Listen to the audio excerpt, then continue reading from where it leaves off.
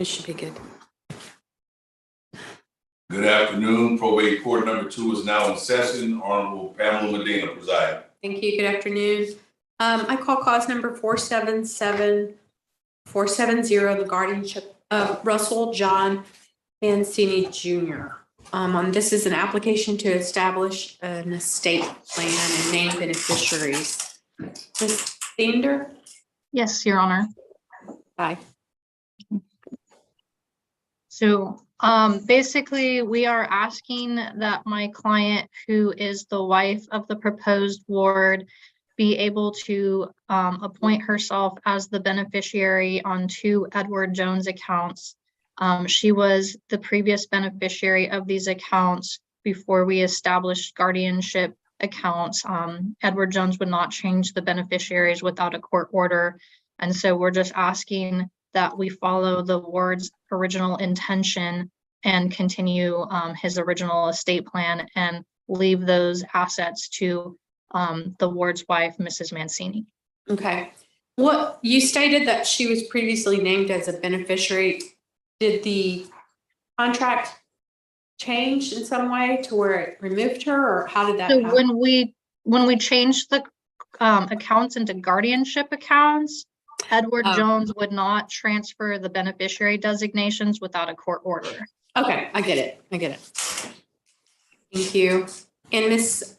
Reiner, did you have anything? Your Honor, I'm the guardian ad litem for Russell J. Mancini III, a minor. He is the guardian and the ward's son. He's at school today, so I'd ask that his presence be excused. Absolutely. Thank you. I would just like to add that we're in agreement with naming Mrs. Mancini as the primary beneficiary on both Edward Jones accounts. We believe that this plan disposition aligns with the original intent of the ward. And at the time when he originally named her as the beneficiary in 2015, he was heavily involved in managing his firm. You know, he maintained all of his faculties, and it was way prior to his injury resulting in the need for the guardianship. So I don't think there's a question as to his capacity at that time. I also understand that the ward intended to provide for Mrs. Mancini during their marriage and provide for adequate assets for the minor. I think that's clear from this court's order authorizing monthly allowance, in which she provides for pretty much all of his daily expenditures. And he also has a 529 plan that this court approved. So we believe that Rusty would benefit from his biological mother and sole caregiver receiving these funds that were originally intended for her to be received outright should he pass. Thank you. Anything further, Ms. Sander? I can have my client give testimony if you need it, but I guess the only other thing I would say is that there are some funds earmarked directly for Rusty. We never changed those into guardianship accounts, so they still do have the original designations on them. And there's also one other account that is still have a beneficiary designation to the ward's brother, because we weren't able to change those into guardianship account either. So Rusty will still get some money.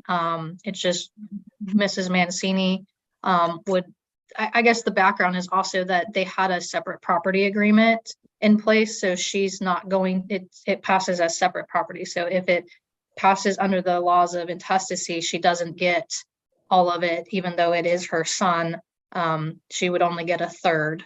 And so part of the concern is making sure that she has enough funds to continue to support her son, even though if we had a management trust, they might be able to pay those, but I don't want to hope that we have enough money to pay for the son. Okay, thank you.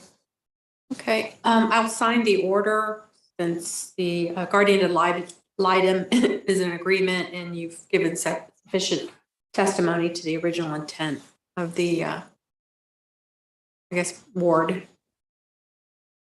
Thank you, Your Honor. Thank you so much, both of you. Nice to meet you, and I'm sorry, Ms. Mancini, it's nice to meet you. Nice to meet you. You're both excused. Thank you so much. Thank you, Your Honor. Have a good day. Thank You you, Your too. Honor. Thank you.